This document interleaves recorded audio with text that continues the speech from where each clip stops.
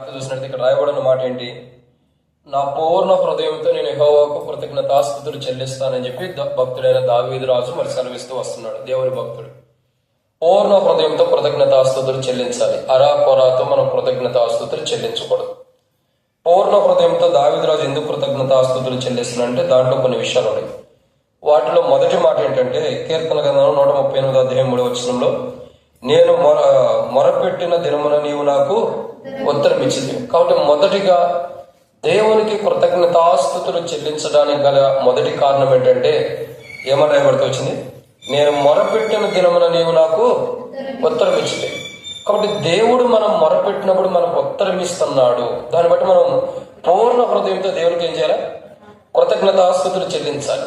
ఈరోజు చాలా మంది ప్రార్థన చేస్తాము, దేవుని సన్నిధిలోకి వచ్చి మొరపెడతాము, ప్రార్థన చేస్తామే గాని ఆ చేసిన ప్రార్థనా దినం ఏదైతుందో ఆ దినమున ప్రభు మనకు ఉత్తరం ఇచ్చినందుకు మనం దేవునికి కృతజ్ఞత ఎలా చెల్లించలేకపోతున్నాం అంటే పూర్ణ హృదయంతో చెల్లించలేకపోతున్నాం. బహుశా చెల్లించవచ్చు, దేవానికి వందనములు, దేవానికి స్తోత్రములు, దేవానికి నువ్వు చేసిన వేలను బట్టి నీ కృతజ్ఞతలు ప్రభు అనొచ్చు. కానీ బైబిల్ ఏమంటుందంటే పూర్ణ హృదయంతో. దావీదు రాజు అంటున్నా, నేను నా పూర్ణ హృదయంతో నీకు కృతజ్ఞతాస్తుతులు చెల్లించుచున్నాను. చెల్లించదని ఎవరో చెల్లిస్తున్నాడు? దేవునికి. ఎలా? పూర్ణ హృదయంతో. ఎందును బట్టి చెల్లిస్తున్నాడు? దావీదు రాజు మొరపెట్టిన దినమున దేవుడు తనకు ఉత్తరం ఇచ్చాడు. దావీదు రాజు ఏ సమయంలో అయితే మొరపెడుతున్నాడో, ఏ సందర్భంలో అయితే దావీదు రాజు మొరపెడుతున్నాడో, దేని కొరకు మొరపెడుతున్నాడో, దేని విషయమై మొరపెడుతున్నాడో దేవుని ఎదుట, ఆ మొరపెట్టిన ప్రతి సందర్భం విషయమై దేవుని దగ్గర ఏమొస్తుంది? దానికి ఉత్తరం అంటే అర్థం ఏంటి? ఉత్తరం అంటే అర్థం ఏంటంటే సమాధానం. దేవుని దగ్గర నుంచి, దేవుని యొక్క చిత్తం నుండి, దేవుని యొక్క ఉద్దేశం నుండి దావీదు రాజు దేవుని సన్నిధిలో మొరపెట్టినప్పుడు దేవుడు దావీదు రాజుకి ఏం చేస్తున్నాడు? సమాధానం ఇస్తున్నాడు. సమస్తమును ఆయన మూలముగా ఎట్లయితే కలుగుతున్నాయో దావీదు రాజు మొరపెట్టినప్పుడు దేవుని చిత్తములో దేవుడు సమస్తాన్ని జరిగిస్తూ వచ్చాడు. కాబట్టి ప్రియులారా, ఈరోజు మనం గమనించాల్సిన మాట ఏంటంటే మొట్టమొదటి మాట మనం ఇక్కడ చూస్తున్నాం. కీర్తన గ్రంథంలో 138 అధ్యాయం 3వ వచనంలో, నేను నీకు ప్రార్థన చేసినప్పుడు, ప్రార్థన చేసిన రోజున నేను నాకు జవాబు ఇచ్చింది. ఏ రోజు ప్రార్థన చేసాడు ఆ రోజు జవాబు ఇచ్చాడు దేవుడు. ఈరోజు మన జీవితాల్లో దేవుడు దేవుని సన్నిధిలో మనం ఏదైతే ప్రార్థన చేస్తూ వచ్చామో, ఏ రోజు దేవునికి మొరపెడుతూ వచ్చామో, ఏ రోజు దేవుని సన్నిధిలో ప్రార్థన చేసామో, ఆ రోజు ఈ రోజు నేటికి దేవుడు మనకిస్తున్న సమాధానాన్ని బట్టి, మనం చేసిన ప్రతి ప్రార్థనని దేవుడు ఆలకిస్తున్న దాన్ని బట్టి దేవునికి ఏం చేయాలి? పూర్ణ హృదయంతో కృతజ్ఞతాస్తుతులు చెల్లించాలి. బహుశా మనం గర్భఫలం విషయంలో మనం ప్రార్థన చేయొచ్చు, వివాహం విషయంలో ప్రార్థన చేసి ఉండొచ్చు, అవునా కదా? వివాహం అయిన తర్వాత కృతజ్ఞత కూడా పెట్టామా? పెట్టలేదు. పెళ్ళైన తర్వాత పెట్టామా? దేవునికి వందనాలు, దేవునికి వందనాలు. ప్రతి విషయంలో కూడా ఒకటే కాదు, వివాహ సంబంధమైన విషయంలో కానీ, వివాహం కాకమునుప ప్రార్థన కానీ, చేసిన తర్వాత వివాహం కొరకు చేసిన ప్రార్థన నిమిత్తమే కానీ, తర్వాత దేవుడిచ్చిన గర్భఫలం నిమిత్తమైన, ఆ గర్భఫలం చక్కగా మంచికి లోకానికి రావాలని కానీ, సుఖమైన కానుపు రావాలని కానీ, బయటకు వచ్చిన బిడ్డ సంతోషంగా అన్ని ఆరోగ్యాలు బాగుండి చక్కగా ఉండాలని ఎన్ని కోణాల్లో మనం ప్రార్థన చేసి ఉంటాము. ఆ ప్రతి ప్రార్థన దేవుడు విన్నందుకు ఈరోజు మనం ఏం చేయాలి? ఆయనకి కృతజ్ఞత చెల్లించాలి. ప్రభా, ప్రతి సందర్భంలో నేను చేసిన ప్రార్థన ఏ రోజు నువ్వు విడిచిపెట్టలా. ప్రతి సందర్భంలో, ప్రతి విషయంలో నా ప్రార్థనను ఆలకించి నేను మొరపెట్టగా నా మొరను విని ప్రతి ప్రార్థనకు నువ్వు సమాధానం ఇస్తున్నావు. ఆ దినము నుండి నీకు కృతజ్ఞతలు ప్రభువా. ప్రతి విషయంలో ఎలా కృతజ్ఞత చెల్లించాలంటే హృదయం మారా. అరాల కొరకు చెల్లించకూడదు. ఏదో కృతజ్ఞత చెల్లించమన్నారులే అని చెప్పి దేవానికి వందనాలు, దేవా నువ్వు చేసే నీకు స్తోత్రాలు అన్నట్టు కాదు. హృదయం మారా, హార్ట్ఫుల్ గా, యథార్థంగా, నిజంగా, ఇష్టపూర్వకంగా దేవుని ఏం చేయాలి? కృతజ్ఞత చెల్లించాలి. ఇప్పుడు బాబు ఉన్నాడు, ఆ బాబు విషయమే మనం కృతజ్ఞత కొడిగి పెట్టుకున్నాం. బాబు పేరేంటి పెట్టారా? తేజ. ఓకే, అయితే ప్రకాశించేవాడని అర్థం. మంచిదైతే సరే. మనకి 4:2 ప్రకారం నీతి సూర్యుడు మనకు ప్రకాశిస్తాడు, ఆ నీతి సూర్యుడి కింద ఉండేది కాక. సరే, ఇక్కడ ఒక మాట మనం చూస్తూ వస్తున్నాం. ఏమనంటే ఇక్కడ మనం చేసే ప్రతి ప్రార్థన దేవుడు ఆలకించినందుకు మనం కృతజ్ఞత చెల్లించాలి. ప్రతి విషయంలో, ఏ సందర్భాల్లో మనం ప్రార్థన చేసినప్పుడు దేవుడు మనకు సమాధానం ఇస్తున్నాడు, ఆ సందర్భంలో అన్నిటి విషయమే మనం ఏం చేయాలి? ఈరోజు కృతజ్ఞత చెల్లించాలి. ప్రతి సందర్భంలో కూడా దేవునికి కృతజ్ఞత చెల్లించడం అన్నది మన ప్రార్థన దేవుడు విని మనకు జవాబు ఇచ్చినందుకు ప్రతి విషయంలో మనం దేవునికి ఏం చేయాలా? కృతజ్ఞత చెల్లించాలి. అక్క మీరు వెళ్ళి మీ బంధువులు ఆహ్వానించాలి. కాబట్టి ఏం చేయాలి? ప్రతి విషయంలో కృతజ్ఞత చెల్లించాలి. ఇది మొదటి మాట. మొదటి మాట ఏంటి? పూర్ణ హృదయంతో అరాకొరా కాకుండా. నేను ఒక మాట అడుగుతాను, తప్పక అర్థం చేసుకోరుగా. అయ్యా బాబు తండ్రి అడుండయ్యా, ఒక మాట నేను అడుగుతా. బాబుని దేవుడు ఒక చేయి ఒక కాలుతో ఇవ్వాల, ఇచ్చాడా? లేదు. అంటే సగం ముక్కిచ్చి సగం ముక్కు ఆపాడా? లేదు. ఒక పెదవి ఇచ్చాడా? 2 పెదాలు ఇచ్చాడా? చెప్పండి. 2 పెదాలు ఇచ్చాడు, 2 కాళ్ళు 2 చేతులు ఇచ్చాడు, చక్కగా 2 కళ్ళు ఇచ్చాడు, ఇంకా ఒక ముక్కు ఇచ్చాడు, దానికి 2 హోల్స్ ఇచ్చాడు, అన్ని బాగా ఇచ్చాడు. అంటే దేవుడు ఏమైనా తక్కువ చేశాడా? మరి మనం ఎలా దేవుడు ఇచ్చేది పూర్ణం అంటే పరిపూర్ణంగా చేసి ఎంతకాలంతో సంతోషంగా ఇస్తున్నప్పుడు కృతజ్ఞత చెల్లించేది కూడా ఎలా ఉండాలంటే సంపూర్ణంగా చెల్లించాలి, పూర్ణ హృదయంతో. అంటే సగం సగంగా దేవుని కృతజ్ఞత చెల్లించకూడదు. సగం చెయ్యి సగం కాళ్ళు ఇచ్చినట్టుగా లేదు కదా. 2 కాళ్ళు 2 చేతులు చక్కగా ఇచ్చాడు దేవుడు. కృతజ్ఞత కూడా ఎలా చెల్లించాలా? అట్లా సంపూర్ణంగా కృతజ్ఞత చెల్లించాలి. ఏదో చెల్లించాలే, దేవుడు ఇచ్చేళ్లే, దేవుడు చేసేళ్ళు అన్నట్టు అరాకొరాల మీద కృతజ్ఞత ఎప్పుడూ చెల్లించకూడదు. అది దేవుడు ఇష్టపడేది కాదు. కృతజ్ఞత చెల్లించడం అంటే పూర్ణ హృదయంతో. దేవా, ఈ రోజు నేను మొరపెట్టిన అవసరత నిమిత్తమై, నా అక్కర నిమిత్తమై, వివాహ నిమిత్తమై, పిల్లల నిమిత్తమై, గర్భఫల నిమిత్తమై, నా యొక్క కుటుంబ సమస్యల నిమిత్తమై, నా నిమిత్తమై నేను మొరపెట్టినప్పుడు నా ప్రతి ప్రార్థనను విన్నావు అని దేవుడికి హృదయమైన కృతజ్ఞత చెల్లించాలి. ఏదో చెల్లించాలి, ఏదో తప్పదురా అన్నట్టు చెల్లించుకోవాలి. దావీదు రాజు పూర్ణ హృదయంతో ఎందుకు చెల్లిస్తున్నాడు? తాను మొరపెట్టినప్పుడు, మొరపెట్టిన దినమున ఏ రోజు మొరపెట్టాడు ఆ రోజు దేవుడు తన సమాధానం ఇచ్చాడు. దాన్ని బట్టి దేవుని కృతజ్ఞత చెల్లిస్తున్నాడు. ఇక 2వ విషయాన్ని చూద్దామండి. 2వ మాట చూసినట్లయితే కీర్తన గ్రంథం 138వ అధ్యాయం. కీర్తన గ్రంథం 138వ అధ్యాయం 3వ వచనం. నేను మొరపెట్టిన దినమున నీవు నాకు ఉత్తరం ఇచ్చితివి, నా ప్రాణములో త్రాణి పుట్టించి నన్ను ధైర్యపరిచితివి. కాబట్టి ఇక్కడ ఈ మాటకు అర్థం ఏంటంటే త్రాణి పుట్టించితివి. ఆ మాటకు ఒక మాట రాయబడుతూ వచ్చింది. ఏంటి ఆ మాట అంటే బలము. నా అంతరంగములు బలము. ఏం చేశాడు? నా అంతరంగంలో బలము, ధైర్యమును ప్రసాదించితివి. త్రాణి అంటే ఒక రకంగా చెప్పాలంటే బలము అని కూడా అర్థం. ఏంటిది? బలం. చూడండి, ఒక బలహీనమైన వ్యక్తి లేదా మనుషులను బట్టి కానీ, వచ్చిన బలహీనతను బట్టి కానీ, అనారోగ్యాన్ని బట్టి కానీ, లేదంటే అనేకమైనటువంటి విధానాలను బట్టి కానీ మనిషి బలహీనుడు అవ్వచ్చు. ఎంతోమంది బలహీనలు అవుతారు, అవరా? చాలా మంది బలహీనలు అవుతారు. కానీ బైబిల్ ఏముంటుందంటే ఒక మాట, నా అంతరంగముల బలము. ఒక మనిషి ఎప్పుడు బలహీనుడు అవుతాడంటే, ఒక మనిషిలో భయము కానీ బలహీనత కానీ ఎప్పుడు వచ్చిందంటే ఆ అంతరంగములో, ఆ లోపల ఏదైతే దేహంలో కాకుండా ఆత్మ సంబంధమైన విధానంలో అంతరంగంలో ఏదైతే బాధ, దుఃఖము, వేదన లేదా సమస్య వచ్చిందో అప్పుడు ఆటోమేటిక్గా మనిషి లోపల ఏమొచ్చిందంటే బలహీనత వచ్చేసింది. చూడండి, శరీరం ఎంత బలవంతుడైనా బలహీనుడైనా ఆత్మ మనోధైర్యం కలిగిన వాడు దేనైనా ఎదుర్కోగలుగుతాడు. ఒక మాటలో మీకు అర్థమైన రీతిలో చెబుతానంటే తప్పుగా అర్థం చేసుకోవద్దు. మీరు ఎప్పుడైనా వేరే పనులు చూసారా? చూస్తే మనం వేయడంలో లేండి, కానీ టీవీలో చూసుంటాం. చూడలేదా? వీరప్పని గురించి టీవీలో విన్నాం, చూసాం కూడా. ఆయన గురించి ఎట్లా ఉంటాడు?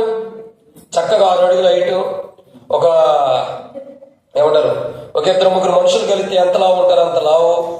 అదే కదా ఆయన ఉంది. తప్పు. అదే కదా అనగా నువ్వు అంటున్నారు. ఎంత ఉంటాడు? పొడవుగా ఉంటాడు, బక్కగా ఉంటాడు. మేసాలు ఉంటాను కొండలేండి, కానీ ఎలా ఉంటాడు? చాలా బక్కగా ఉంటాడు. కానీ చూడండి, ఒక బలహీనమైన దేహం బలహీనంగా ఉంది, కానీ ఇట్లా లేవు. ఆ దేహం బలహీనంగా ఉన్నప్పుడు కూడా ఆయన ఎలా ఉన్నాడు చెప్పండి? దేహం అయితేనేమో బలహీనంగా ఉంది, కానీ ఎన్నెన్ని కార్యాలు చేస్తూ వచ్చాడు. ఎంతమంది కష్టం, ఎంతమందికి నష్టం, ఎన్నెన్ని కార్యాలు చేస్తూ వచ్చాడు. అంటే వీటన్నిటిని బట్టి మనకు అర్థం కావాల్సింది ఏంటంటే ఒక కోణం, ఆ దేవుని పనులు. కాబట్టి ఒక కోణం మనం అర్థం చేసుకోవాల్సిన విషయం ఏంటంటే ప్రియులారా, మనిషి దేహం ప్రాముఖ్యత కాదు. దేహం లా ఉండొచ్చు, బలహీనంగా ఉండొచ్చు, బక్కగా ఉండొచ్చు, బలంగా ఉండొచ్చు. కానీ ఇక్కడ అవసరమైన మాట ఏంటి తెలుసా? ఒక మనిషి ఎంత బలవంతుడైనా, ఎంత బలహీనుడైనా అంతరంగంలో బలహీనత ఉన్నప్పుడు ఆ వ్యక్తి బయటికి నవ్వుతున్నా ధైర్యంగా ఉండలేడు, బలము కలిగి ఉండలేడు. ఉంటాడా? ఉండలేడు. లోపల ఉన్న బలహీనత అలా ఉంటుంది. ఒక మనిషి ఎంత లావుండా, ఎంత బక్కగా ఉండా, లోపల అన్నది బలం లేదు. ఆత్మీయ జీవితంలో లేదంటే అంతరంగంలో తన మనసాక్షి మనోధైర్యం లేనప్పుడు ఆ వ్యక్తి భౌతికంగా బలంగా ఉన్నప్పటికీ బలహీనుడుగానే ఉండిపోతాడు. అది ఇక్కడ దావీదు రాజు చెప్తున్న మాట ఏంది? నేను బలహీనమైన సమయంలో నా ప్రాణం అంటే నా అంతరంగంలో త్రాణి అంటే అర్థం ఏంటి? బలము. నా అంతరంగం బలహీనంగా ఉన్నప్పుడు బలం ఇచ్చిన వాడు నీవే. నా అంతరంగం అంతా కూడా బలహీనమైన పోయినప్పుడు నాలో బలాన్ని ధైర్యాన్ని ఇచ్చి నింపిన వాడు నీవే. అంటే ఈ యొక్క ఆత్మీయ స్థితి లేదంటే అంతరంగం, మానవుల్లో ఉన్న అంతరంగం ఏదైతే దేహం ఎంత బలంగా ఉందా, దేహం ఎంత బలమైనైనా అంతరంగం బలహీనంగా ఉంది. కాబట్టి వ్యక్తి ఏమవుతున్నాడు? అంతరంగం బలంగా ఉంటే బలవంతుడే, బలహీనుడిగా ఉంటే కష్టం. కాబట్టి బలహీనుడిగా ఉన్న దావీదు రాజుకి దేవుడు ఏం చేస్తున్నాడు? అంతరంగంలో బలాన్ని ధైర్యాన్ని నింపాడు. అంతరంగంలో భయము, అంతరంగంలో బలహీనత ఉంది. భయం ద్వారానే బలహీనత వచ్చేసింది. బలహీనత ఎప్పుడు వచ్చిందండి?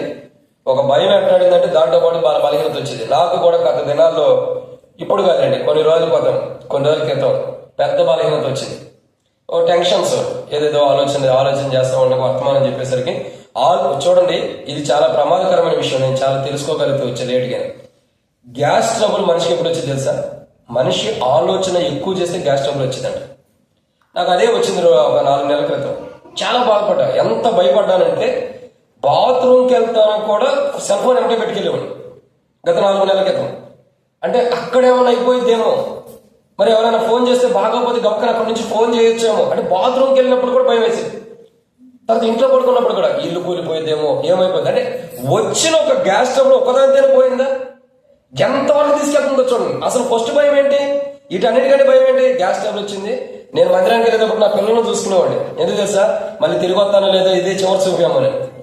అంటే ఒక గ్యాస్ ట్రబుల్ వల్ల చాలా మంది చనిపోతున్నారు కదా. సడన్ గా గ్యాస్ వచ్చింది, చచ్చిపోయారు. హార్ట్ అటాక్ అంటాం కదా. హార్ట్ స్ట్రోక్ వేరు, హార్ట్ అటాక్ వేరు. హార్ట్ స్ట్రోక్ అన్నది బ్లడ్ అన్నది క్లాట్ అయిన దాన్ని, ఆ బ్లడ్ సర్క్యులేషన్ జరగదని హార్ట్ స్ట్రోక్ అంటారు. హార్ట్ అటాక్ అంటే గ్యాస్ పైకి అంటాం.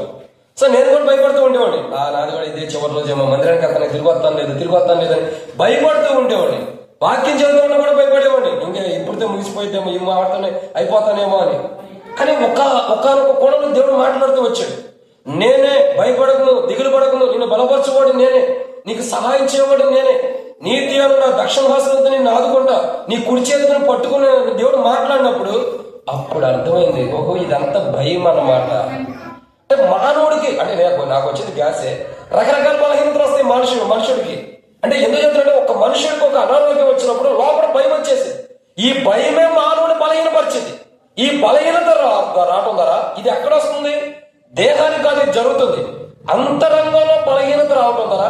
ఇక మనిషి ఎంత లావు ఉండా, ఎంత హైట్ ఉండా, ఎంత బలహీనంగా ఉండా, ఎంత బక్కగా ఉండా, నీరసం అయిపోయి నిస్సాయ స్థితిలో భయం వేసి బయటకు కూడా వెళ్ళలేని స్థితిలో ఉంటాం. కానీ ఇక్కడ దావీదు రాజు అన్నాడు, అది కాదు. అలాంటి పరిస్థితుల్లోకి వచ్చినప్పుడు కూడా, ఆ పరిస్థితుల్లో కూడా నా అంతరంగంలో, నా లోలో కూడా, నా ప్రాణంలో బలహీనంగా ఉన్నప్పుడు బలాన్ని ఇచ్చి ధైర్యాన్ని ఇచ్చిన వాడు నీవే. నా ప్రాణమును బలపరిచి, నా ప్రాణదేహమును బలపరిచి నాకు ధైర్యాన్ని ఇచ్చిన వాడు నీవే. అందును బట్టి నేను పూర్ణ హృదయంతో నీకు కృతజ్ఞతాస్తుతులు చెల్లిస్తున్నాను. నిజంగా చూడండి, దావీదు రాజు పోవడం ఎటువంటి విధానంలో దేవుడు కృతజ్ఞతాస్తుతులు చెల్లిస్తున్నాడు చూడండి. ఒకటి, తాను మొరపెట్టిన దినమున దేవుడు తనకు ఉత్తరం ఇచ్చి జవాబు ఇచ్చినందుకు పూర్ణ హృదయంతో అరాకొర లేకుండా దేవుడు కృతజ్ఞత చెల్లిస్తున్నాడు. రెండోదిగా ఎలా చేస్తున్నాడండి? రెండోదిగా తన ప్రాణము అంటే తన అంతరంగంలో బలహీనత వచ్చినప్పుడు, అధైర్యం వచ్చినప్పుడు, భయం వచ్చినప్పుడు దేవుడు తన అంతరంగంలో, తన లోపల ఉన్న భయము బాగా బెదురును తీసేసి తనను బలపరిచి, బలహీనత కూడా తీసేసి బలపరిచి మనోధైర్యాన్ని ఇచ్చినందుకు, దేవుడు ఇవన్నీ చేసినందుకు దేవుడు ఏం చేస్తున్నాడు? పూర్ణ హృదయంతో దేవుణ్ణి కృతజ్ఞతాస్తుతులు చెల్లిస్తున్నాడు. ఒకటేమో తనకు అవసరతలు ఉన్న వాటి విషయమే మనం పెట్టుకున్నప్పుడు దేవుడు సమాధానం ఇచ్చినందుకు దేవుడు కృతజ్ఞత చెల్లిస్తున్నాడు. రెండు, బలహీనతల్లో గాని, అనారోగ్యాల్లో గాని, ఆయా పరిస్థితుల్లో ప్రార్థన చేసినప్పుడు దేవుడు సమాధానం ఇచ్చి తనను స్వస్థపరిచినందుకు ఏం చేస్తున్నాడు? దేవునికి కృతజ్ఞతాస్తుతులు చెల్లిస్తున్నాడు. ఎంత గొప్ప సన్నివేశం అర్థం చేసుకున్నాం. ఎంత గొప్ప మాట. నిజంగా ఈరోజు మనం అట్లా చేయలేని స్థితిలో ఉంటున్నాం. మనం ప్రార్థన చేసినప్పుడు దేవుడు సమాధానం ఇస్తున్నాడు. నేను మరలా చెబుతున్నానండి. ఇప్పుడు ఎగ్జాంపుల్ ఒక మాట చెబుతా. ఏం కూర వండారన్నా చెప్పండి, ఏం కూర వండి ఉంటారు? భోజనాలు ఉంటాయి కదా, చికెను అది ఒకటే కదా, సరే వద్దులే సాంబార్ వద్దు, చికెను సరే, చికెన్ ఒక కోడి ఉంది, తెచ్చిన కోడికి ఒక కాలు ఉందనుకోండి పుట్టుకుతోని, ఆ కోడిని మనం వండి తింటామా? తినం. ఎందుకని? ఎంత తిన్నాకని డౌట్ ఉంటుంది, ఇది ఒక కాలు తిన్నాం, ఒక కాలు తిన్నాం అనుకుంటాం. పోనీ అదేదైనా రోగం వచ్చి రెక్కలన్నీ ఎంటికలన్నీ ఊడిపోయినాయి అనుకోండి, దాని వెంట్రుకలన్నీ, ఏంట్రా ఈ బోడి కోడిని కోసారు అని లోపల ఉండిద్ది. అంటే పరిపూర్ణత ఉండదు, సంతోషం తిన్నా అది లోపల ఏ కోడి ఉన్నా కానీ ఏదో అయిపోతుంది, ఆ కోడి ఏదైపోతుంది అనుకుంటాం. అంటే లోపల ఎలా ఉంటుందంటే ఒక డౌట్ అన్నది క్రియేట్ అయిపోయింది, దాని ద్వారా మానవుడికి సంతోషం ఉండదు. ఎందుకంటే నేను ఎందుకు చెబుతున్నట్టే, ఒక లోపం ఉండ తింటేనే మనకి ఎలా ఉంటున్నప్పుడు, దేవుడు మనకి ఇచ్చిన వాటిని బట్టి మనం చేసిన ప్రార్థనకి దేవుడు సమాధానం ఇచ్చినప్పుడు కానీ, లేదా మన అంతరంగంలో మన హృదయంలో మన లోపల బాగానప్పుడు దాన్ని బలపరిచి మనోధైర్యాన్ని ఇచ్చినప్పుడు, మనము కూడా దేవుణ్ణి ఆరాధించే విషయం అరాకొలాగా చెప్తే దేవునికి సంతోషం ఉండేదా? ఉండదు. కృతజ్ఞతాస్తుతులు ఎలా ఉండాలి? పూర్ణ హృదయంతో, ప్రభా నా ప్రార్థన ఆలకించే సమాధానం ఇచ్చి నీకు వందనాలు, ప్రభా నాకు బలహీనం ఉన్నప్పుడు, నా లోపల బాధ దుఃఖం వేదన ఉన్నప్పుడు దాన్ని తొలగించేసి, లోపల నుండి అంతరంగం నుండి మనోధైర్యం మనోవేదన తొలగించి మనోధైర్యాన్ని ఇచ్చావు, బలం ఇచ్చావు, నీకు వందనాలు ప్రభువుని స్తుతించాలి. మనం ఏది అనుభవించామో దాన్ని క్రియాపూర్వకంగా అనుభవించాము కాబట్టి దాని నిమిత్తమే దేవుడికి, దాని నుండి దేవుడు కాపాడినందుకు దేవుడు కృతజ్ఞత చెల్లించాలి. ఇది రెండవ కోణం. ఒకటి మళ్ళా చెబుతున్నాండి, మన ప్రార్థన దేని విషయమే ప్రార్థన చేసాము? వివాహమా, పిల్లల విషయమే, గర్భంతో ఉన్నప్పుడు డెలివరీ కొరక, దేని కొరకు మనం ప్రార్థన చేసాము? దేవుడు తల్లి పెట్టిన కానీ ఇరువురిని క్షేమంగా ఉంచినందుకు దేవుడు కృతజ్ఞత చెల్లించాలి, అది మనం చేసిన ప్రార్థన. రెండు, మా ప్రార్థన వారి విషయం అయిపోయిన తర్వాత ఏదైనా బలహీనతలు అనారోగ్యంలో ఉన్నప్పుడు దేవుడు కాపాడి మనోధైర్యాన్ని మనకు ఇచ్చినందుకు, బలహీనతల నుండి మనం కాపాడినందుకు, మనకు బలము ధైర్యాన్ని పుట్టించి ఇచ్చినందుకు దేవుడు కృతజ్ఞత చెల్లించాలి. ఇది రెండో మాట. మూడో విషయాన్ని చూద్దానండి. మూడో విషయాన్ని చూసినట్లయితే దేవుని వాక్యంలో చూద్దానండి. కీర్తన గ్రంథము 138వ అధ్యాయం 3వ మాట. కీర్తన గ్రంథం 138వ అధ్యాయం 4వ వచనం. యెహోవా భూరాజులందరూ నీవు సెలవిచ్చిన మాటలు విని నీకు కృతజ్ఞతాస్తుతులు చెల్లించెదరు. భూరాజులందరూ ఏం చేస్తున్నారు? భూరాజులందరూ నీవు సెలవిచ్చిన మాటలు విని అంటే అర్థం ఏంటి? భూరాజులంతా నీ నోటి నుండి వచ్చిన వాక్కులు వినుటనే ఏం చేస్తున్నారు? కృతజ్ఞతాస్తుతులు చెల్లిస్తున్నారు. అంటే దేవుని నోటి నుండి వచ్చిన వాక్కు ఏదైతే ఉందో ఆ వాక్కులను రావటం ద్వారా వాటిని బట్టి దేవుడు కృతజ్ఞతాస్తుతులు చెల్లిస్తున్నారు. సో ఈరోజు మనం కృతజ్ఞతాస్తుతులు ఎందుకు చెల్లించాలి అంటే దేవుడు మన ప్రార్థన విన్నందుకు. రెండు, మన అంతరంగంలో కానీ భౌతికంగా బలహీనంగా ఉన్నప్పుడు బలహీనం తీసివేసి ధైర్యాన్ని దేవుడు ఇచ్చినందుకు. మూడోది ఇక్కడ మనం చూసినట్లయితే దేవుని వాక్కులు మనకు తెలియపరిచినది. దేవుని మాటలు, యెహోవా భూరాజులందరూ నీవు సెలవిచ్చిన మాటలు విని నీ కృతజ్ఞతాస్తుతులు చెల్లిస్తున్నారు. అంటే నీ వాక్కులు విని. దేవుని వాక్కు మంచిది. ఎలాంటిది? మంచిది, బలమైనది, శ్రేష్టకరమైనది. ఈరోజు చాలా మంది నష్టపోతున్నారు ఏంటి తెలుసా? దేవుని మాటలు వెనకే. చాలా మంది ఎందుకు నష్టపోతున్నారు? దేవుని మాట వెనకే. వాక్యం వినడానికి సమయం ఉండదు, లేదా బైబిల్ చదవడానికి సమయం ఉండదు, లేఖన భాగాలు బాగా చదువుకుని వాటి గురించి మనం ఆరాధించుకుని వాటిలో ఉన్న మాధుర్యాన్ని అనుభవించడానికి సమయం లేదు. ఈరోజు అంతా అప్డేట్ లో ఉండాలి, చాలా అప్డేట్ లో ఉండాలి బైబిల్ చదివే విషయంలో కూడా. ఎందుకంటే ప్రజల జీవితాలు చాలా వరకు చేంజెస్ వచ్చేస్తున్నాయి. ప్రియులారా, ఇక్కడ మనం అర్థం చేసుకోవాల్సిన మూడో కోణం ఏంటంటే దేవుని మాటలు ఏదైతే మనకు తెలియపరచబడుతున్నాయో, దేవుని వాక్ ఏదైతే తెలియపరచబడుతుందో, దేవుని స్వరం ఏదైతే మనకు తెలియపరచబడుతుందో దాన్ని బట్టి దేవునికి మనం ఏం చేయాలా? కృతజ్ఞతాస్తుతులు చెల్లించాలి. ప్రభా నీ వాక్కును బట్టి, నువ్వు నాతో మాట్లాడిన మాటలను బట్టి, నువ్వు సెలవిచ్చినటువంటి మాటలను బట్టి, నీ వాక్కును బట్టి. అక్కడ బయట మాట్లాడుకుంది, అప్పుడు వెళ్ళిపోరాడు, కొంతసేపు ఉంటారు, బయట మాట్లాడుకుంది. కాబట్టి నువ్వు నాతో ఏది మాట్లాడుతున్నావో, నువ్వు నాకు ఏదైతే సెలవిస్తున్నావు అంటే దేవుడు మనతో మాట్లాడిన దానికి కృతజ్ఞత చెల్లించాలి. నేనంట ఈరోజు ఎంతమంది దేవుడు నాతో మాట్లాడాడు ఈరోజు అన్నవారు చేయొద్దండి. అర్థమవుతుందండి నేను చెప్పమాట? దేవుడు ఈరోజు నాతో మాట్లాడాడు అన్నవారు చేయొద్దండి. సరే, ఎలా మాట్లాడతాడో కూడా చెప్పమంటారా? ఆ తర్వాత నేను ఇస్తారని చూద్దాం. మనం డైలీ పోర్షన్ చదువుకుంటాం, వాక్యం చదువుకుంటాం. డైలీ ఏం చేస్తాం? డైలీ పోర్షన్ వాక్యం చదువుకుంటూ వస్తాం. వదిలే మోషే, ఉంచలే పాపం, అది కూడా బాధపడుతుంది, 10 సార్లు తీసి పెట్టి కష్టం, వదిలే. కాబట్టి ఇక్కడ ఒక మాట చూస్తున్నట్లయితే మనం డైలీ పోర్షన్ చదువుకుంటూ వస్తాం, కానీ వాక్యం చదువుకుంటూ వస్తాం. వాక్యం చదువుకుంటూ వచ్చినప్పుడు ఎలా ఉంటుంది? దేవుడు ప్రతిరోజు మనతో మాట్లాడతాడు. ఏదైతే మనం వాక్యం చదువుతున్నామో దాన్ని బట్టి దేవుడు మాట్లాడతాడు మనతో ప్రతిసారి. ఏ వాక్యం అయితే దేవుడు మనం చదువుతూ వస్తామో ఆ వాక్యం వెలుగులో దేవుడు మాట్లాడతాడు. డైలీ పోర్షన్ చదువు, దాంట్లో ఏదో ఒక విషయంలో దేవుడు మాట్లాడతాడు. వాక్యం విను, దాంట్లో ఏదో ఒక విషయంలో దేవుడు మాట్లాడతాడు. అంటే మన అవసరాల నిమిత్తమే, మన అక్కర్ల నిమిత్తమే దేవుడు ప్రతిరోజు మనతో మాట్లాడటానికి ఇష్టపడుతున్నాడు. కానీ మనమే దేవునితో మాట్లాడటానికి ఇష్టపడతా. ఇదే విచిత్రం. మనల్ని సృష్టించిన దేవుడేమో మనతో మాట్లాడడానికి ఇష్టపడుతున్నాడు, కానీ ఆయన ద్వారా నిర్మాణం చేయబడిన మనమేమో ఆయనతో మాట్లాడడానికి ఇష్టపడతల్లా, లేదా ఆయన వాక్కులు వినడానికి ఇష్టపడతల్లా. ఎంత విచిత్రమో చూడండి మానవుడు. అందుకే సొలొమోను కూడా ఒక మాట అంటాడు, ఏ రోజు ఆరే చేయి ప్రభా, ఎక్కువైన ఎడలా సొలొమోను అన్న ఎక్కువైన ఎడలా ఏవో ఎవడని కూడా అంటాడేమో, తక్కువైతే దొంగతనం చేస్తానేమో. ఈ రోజు ఎలా ఉందో తెలుసా? దేవుడు ఏ రోజు అనుదినం ఆ రోజు వాక్యం ఇచ్చాడు, ఆయన మాట ఇచ్చాడు, ఆయన వాక్యం ఇచ్చాడు. ఈ రోజు నేను ఇంతవరకు వెళ్తా మాట్లాడాలి.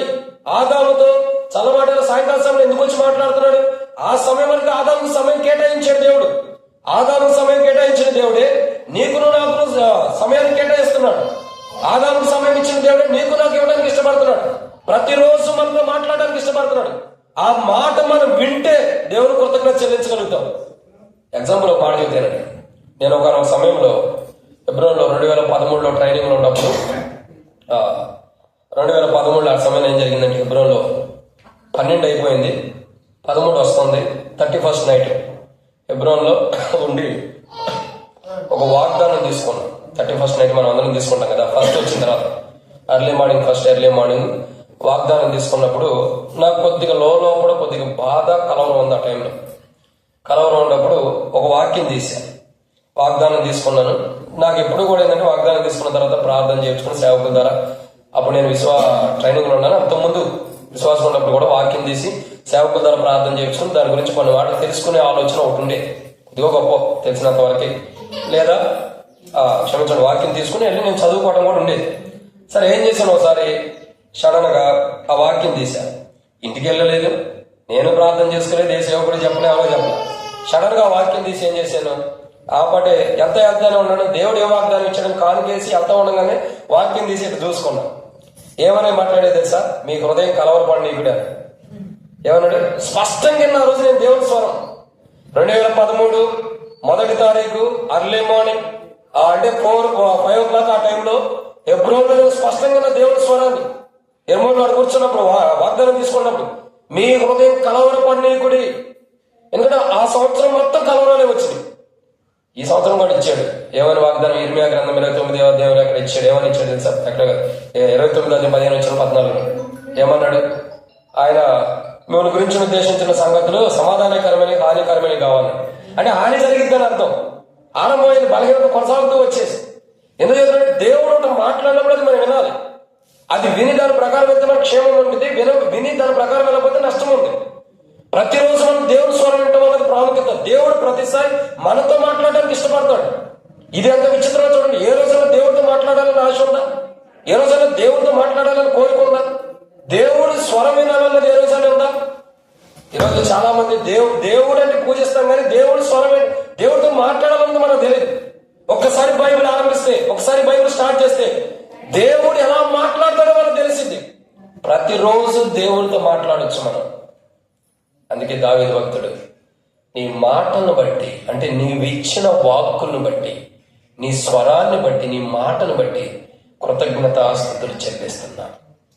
ఒకటి, మనం చేసిన ప్రార్థన దేవుడు విన్నందుకు కృతజ్ఞత. రెండోది ఎందుకండి, మన ప్రాణం అంటే మన అంతరంగంలో కానీ మన ప్రాణంలో కానీ భయము బలహీనత ఉన్నప్పుడు దానికి మనోధైర్యాన్ని ఇచ్చి బలపరిచినందుకు కృతజ్ఞత. మూడో మాట ఏంటంటే, దేవుడు తన మాట ద్వారా మనతో మాట్లాడుతున్నాడు. ప్రతిరోజు దేవుడు మనతో మాట్లాడాలని ఇష్టపడుతున్నాడు. మనం దేవుడితో మాట్లాడే ప్రతి మాట, దేవుడు మనతో మాట్లాడిన ప్రతి మాటకి దేవుడికి ఏం చేయాలి? కృతజ్ఞతాస్తుతులు చెల్లించాలి. ఏదో ఈ రోజు మాట్లాడేవాళ్ళే ప్రభా నీకు వందనాలు అనుకోవడం. పూర్ణ హృదయంతో ఏం చేయాలి? దేవునికి కృతజ్ఞత చెల్లించండి, పూర్తిగా ఇష్టపూర్వకంగా. ఇప్పుడు నేనంట, ఇప్పుడు బాబు పుట్టాడు, అలా పెళ్లి చేసింది మేమే, పెళ్లి చేసిన నాకు 3 ఆడపిల్లలు, కానీ వాళ్ళకైతేనే బాబు పుట్టాడు. ఇక దేవునికి వందనాలు. సో ఆ బాబు పుట్టాడు కదా, ఆ పుట్టిన బాబుని బట్టి మనం ఏం చేస్తాం? ఆ పుట్టిన బాబుకి భోజనం వండుతాం. వండినప్పుడు ఎంత పెడతాం? ఒక ముద్ద తీసుకుంటాం. సగం ముద్ద పెట్టి చాలేరని కడుపు నిండింది అంటామా, మొత్తం పెడతామా? కడుపు నిండా పెడతామా? ఒక ముద్ద తీసుకుని సగం ముద్ద మనం దాచేసుకుని మళ్ళీ సాయంత్రం పెడతానని ఓ సగం వరకే పెడతామా? చెప్పండి. ఒక ముద్ద అన్నంలో సగం పెడతామా, ఫుల్గా పెడతామా? చెప్పాలి. ఎప్పుడైనా పెట్టారా పిల్లలకి అన్నం? లేదా ఇంటికాడలు పెడుతున్నాం, పెట్టారా లేదా? పెడితే ఎట్లా పెట్టారో చెప్పండి. ఒక ముద్ద అన్నం తీసుకుంటాం, ఏ చందమామని చూపించో ఇంకో దాన్ని చూపించో, లేకపోతే వెళ్ళి ఇప్పుడైతే సెల్ ఫోన్లు ఇచ్చేస్తున్నారండి, ఏదో ఒకటి చూపించి ఏం చేస్తాం, తిను అని చెప్పి మన చేతిలో ఉన్న ముద్ద మొత్తం పెట్టేస్తాం. సగం పెట్టాం కదా, సగం పెడితే అతను కడుపు నిండిద్దా? మరి కాసేపు ఏడుతాడు. చూడండి, తల్లి పాలిచ్చినప్పుడు కూడా కొంత పాలిచ్చే నేను ఇప్పుడు ఇవ్వలేనురా మరి సగం కాసేపు ఆగిస్తానంటే సరిపోయిద్దా? వాడు సగం దాకా ఏడుతూ ఉంటాడు. అవును కదా? సంపూర్ణంగా ఇచ్చేయాలి. దేవుణ్ణి ఆరాధించేది, దేవుని కృతజ్ఞత చెల్లించేది కూడా సంపూర్ణంగా చెల్లించాలి, కానీ అరవకొర చెల్లించకూడదు. అప్పుడు లోపం అన్నది ఉండిపోయింది. కాబట్టి ఇక్కడ దేవుడు మనతో మాట్లాడిన ప్రతి మాటకి, దేవుడు మనతో మాట్లాడిన ప్రతి స్వరానికి మనమైతే యోగ్యులేం కాదు, కానీ మనం రక్తమాంసం కలిగిన పాపంలో జీవిస్తున్న వారు. కానీ మనతో కూడా దేవుడు మాట్లాడుతున్నందుకు దేవుని కృతజ్ఞత చెల్లించారు. ప్రభా నీకు వందనములు, ప్రభా నీకు స్తోత్రములు, ప్రభా నువ్వు చేసిన మేలును బట్టి వందనములు, నువ్వు మాట్లాడుతున్న మాటను బట్టి నీకు కృతజ్ఞత ప్రభా. పూర్తిగా పూర్ణ హృదయం అంటే కొరత లేనిదిగా సమృద్ధిగా దేవునికి ఏం చేయాలా? కృతజ్ఞత చెల్లించాలి. ఇక 4వ విషయం చూద్దామండి. కీర్తన గ్రంథం 138వ అధ్యాయం. కీర్తన గ్రంథం 138వ అధ్యాయం 7వ వచనం. నేను ఆపదలలో చిక్కుబడి ఉన్నను, నీవు నన్ను బ్రతికించెదవు. నా శత్రువుల కోపం నుండి నన్ను రక్షించుటకై నీవు నీ చేయి చాపెదవు. చాలు. కాబట్టి ఇక్కడ రాయబడిన మాట, నేను ఆపదలో ఉన్నప్పుడు. ఎప్పుడండి? నేను ఆపదలు అంటే అర్థం ఏంటి చెప్పండి? కష్టాల్లో చిక్కుకొని ఉన్నప్పుడని అర్థం. ఎప్పుడు? కష్టాల్లో. కాబట్టి ఇక్కడ రాయబడిన ఒక మాట ఏంటి? నేను ఆపదలో ఉన్నప్పుడు అంటాడు. అంటే నేను కష్టాల్లో చిక్కబడి ఉన్నప్పుడు నీవు నన్ను బ్రతికించదు. కాబట్టి దీన్ని బట్టి దేవుని కృతజ్ఞత చెల్లించాలండి. ఎందుకు? కష్టాల్లో ఉన్నప్పుడు, కష్టాల్లో చిక్కుకుపోయినప్పుడు దేవుడు మనం బ్రతికించినప్పుడు. చాలా మంది కష్టాలు తట్టుకోలేక ప్రాణాలు కోల్పోయేవాళ్ళు ఉండాలి, లేరా? చాలా మంది ప్రాణం పోగొట్టుకునే వాళ్ళు ఉండాలి కష్టాలు తట్టుకోలేక. చూడండి, మనిషి దేన్నైనా ఎదుర్కోవడానికి దేవుడు మానవుడికి ఒక బలంగా ఉన్నాడు. దేవుడు మానవుడికి ధైర్యాన్ని, బలాన్ని కూడా ఇస్తున్నాడు. దేవునికి మించిన బలం ఎక్కడైనా ఉందా? ఎర్ర సముద్రం చూడండి, పెద్ద సముద్రాన్ని కూడా 2 పాయలుగా చేశాడు. ఆ బలం కంటే మన బలం గొప్పదా? ఈ లోకంలో ఉన్న బలం గొప్పదా? కాదు. కానీ దేవుడు ఎంత బలమైన కూడా చూడండి, బలవంతుడైన దేవుడు అని కూడా బైబిల్లో రాయబడుతూ వచ్చింది. కానీ మానవుడు కష్టాల్లో చిక్కుకుపోయినప్పుడు, మానవుడు యొక్క జీవితం ఆపదలు అంటే కష్టాల్లో చిక్కుకుపోయిన మానవుడు కూడా ఏం చేస్తున్నాడైనా? బ్రతికిస్తున్నాడు. అంటే కష్టాల్లో చిక్కుపోయినప్పుడు ప్రాణాలు కోల్పోవచ్చు, కష్టాల్లో ఉన్నప్పుడు ప్రాణహాని కూడా తెచ్చుకోవచ్చు. చూడండి, చాలా మంది కష్టాలు తట్టుకోలేక ఉరిపెట్టి చచ్చిపోతున్నారు. చాలా మంది కష్టాలు తట్టుకోలేక ఆత్మహత్య చేసుకున్నారు. ఏ ట్రైన్కో లేకపోతే బస్కో గుద్దుకునో ఇంకోటి చేసుకుని. ఎందుకని? కష్టాలను ఎదుర్కోలేక. కష్టాల్లో ఉన్న వ్యక్తి తను కష్టాల్లో ఉన్నప్పుడు దేవుని ప్రార్థించినప్పుడు దేవుడు తను బ్రతికిస్తున్నాడు. అంటే అటువంటి కష్టాల చిక్కుల నుండి బయట తీసుకొస్తున్నాడు. ఏ చిక్కులైతే తనకు వచ్చినాయో, ఏ కష్టాలైతే తను వెంటాడుతున్నాయో, ఏ ఆపదలంటే కష్టాలు, ఏ కష్టాలైతే తను చిక్కుకొని ఉంటాయో వాటిలో నుండి దేవుడు తను బ్రతికిస్తున్నాడు. అంటే దేవుడు తను కాపాడుతున్నాడు. దాన్ని బట్టి మానవుడు ఏం చేయాలి? దేవునికి కృతజ్ఞత చెల్లించాలి. ప్రభా ఈ కష్టాల్లో అంటే ఈ చిక్కుల్లో నుండి నన్ను బయట తీసుకొచ్చావు, ఈ ఆపదలు అంటే ఈ కష్టాల నుంచి నన్ను బయట తీసుకొచ్చావు అని దేవునికి మానవుడు ఏం చేయాలా? కృతజ్ఞత చెల్లించాలి పూర్ణ హృదయంతో. ప్రభా నేను ఇలాంటి కష్టంలో ఉన్నప్పుడు, ఇలాంటి ఆపదలు ఉన్నప్పుడు నువ్వు నన్ను కాపాడేవు, నీకు స్తోత్రములు. నువ్వు నన్ను బ్రతికించావు. నిజంగా ఎన్ని ఆపదలు కుటుంబంగా కానీ, భౌతికంగా కానీ, వివాహ సంబంధంలో కలపబడిన తర్వాత కానీ, లేదా గర్భం ధరించినప్పుడు కానీ, డెలివరీ టైంలో కానీ, తర్వాత మోసే బయటకు వెళ్ళి అన్నంలో బయట చక్కగా పార్కులు వెంట తిరిగినట్టుగా ఖాళీగా ఉంటారు కొంతమంది. యవనస్తులు లోపల తీసుకుని ప్రాముఖ్యంగా నవ్వింది. కాబట్టి చాలా మంది ఎలా ఉంటారు చెప్పండి? చాలా మంది యొక్క జీవితాలు ఎలా ఉంటాయంటే బలహీనమైన స్థితిలో ఉంటున్నారు. చూడండి, కష్టాలు ఆపదను బట్టి మనం చిక్కుకుపోయినప్పుడు మనం దేవుడు ఏం చేస్తున్నాడు? కష్టాలు ఆపద నుంచి బయట పెడుతున్నాడు, పక్కన పెట్టేస్తున్నాడు. దీనికి అర్థం ఏంటో చెప్పమంటారా? ఒక వ్యక్తి వ్యవసాయం చేసే వ్యక్తులకు బాగా తెలిసింది. వ్యవసాయ పొలంలోకి మనం వెళ్ళినప్పుడు వ్యవసాయం చేయడానికి చక్కగా నాటేసే సమయంలో పొలం అంతా ఎలా ఉండేది? పొడిగా చక్కగా బైక్ వేసుకొని కానీ, సైకిల్ వేసుకొని కానీ తొక్కుకుంటూ వెళ్ళేటట్టు ఉండేది కదా. అట్లా ఉండిద్దా? అయితే మీరు ఎప్పుడూ వ్యవసాయం చేయాలి.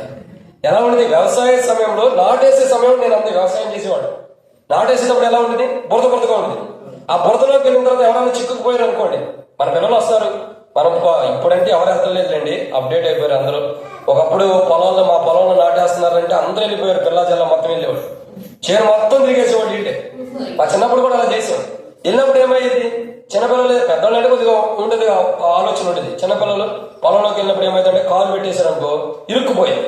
అక్కడ దమ్ములు ఇవన్నీ చేసి ఉంటాయి కాబట్టి కాలు ఇరుక్కుపోయింది. ఈ కాలు తీసేటప్పుడు ఇంకో కాలు వేస్తాడు. ఈ రెండు కాలు ఇరుక్కుపోయి ఏం చేస్తాడు? నాయనా రా అని అక్కడ నుండి ఎడుగుతూ ఉంటాడు. లేదా దగ్గర ఎవరుంటే అలా కేకలేస్తాడు. ఎందుకు కేకలేస్తాడు? ఇరుక్కుపోయాడు కాబట్టి. ఇప్పుడు చిక్కుపోయిన వ్యక్తిని ఏం చేస్తాం మనం? వెళ్ళి ఆ కథలేని స్థితిలో ఉన్నప్పుడు ఆ పిల్లవాడిని మనం పరిగెట్టుకుంటూ వెళ్ళిపోయి ఆ పిల్లవాడిని తీసి, అని నేను చెప్పాను గట్టి మీద కూర్చోమన్నా, నువ్వు ఎందుకు కింద దిగేవని చెప్పి ఏదో తిట్టో ఏదో చెప్పి మళ్ళీ చక్కగా పెట్టి కూర్చోబెట్టి కడిగి కాళ్ళు చేతులు కడిగి చక్కగా కూర్చోబెడతాం. ఎందుకు కూర్చోబెడతాం? చిక్కుకుపోయాడు కాబట్టి మనం తీసుకెళ్తాం. ఆ చిక్కుపోయిన ఆడ వదిలేస్తే ఏమైంది? ఆడ వదిలేస్తే ఏమవుతుంది చెప్పండి? ఏడుతాడు. ఏడ్చి అలసిపోయి శ్రమదప్ప పడిపోవచ్చు.